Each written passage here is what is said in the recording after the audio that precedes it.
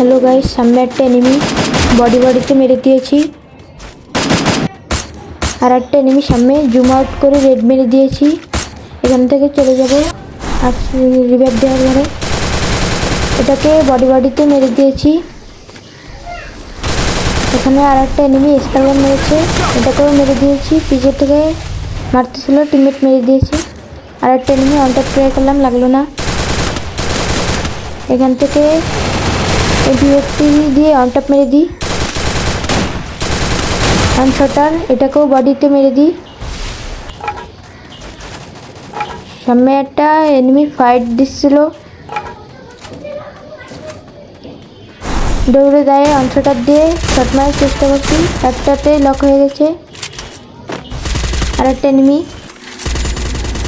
একটা শট, দুটো shot lock.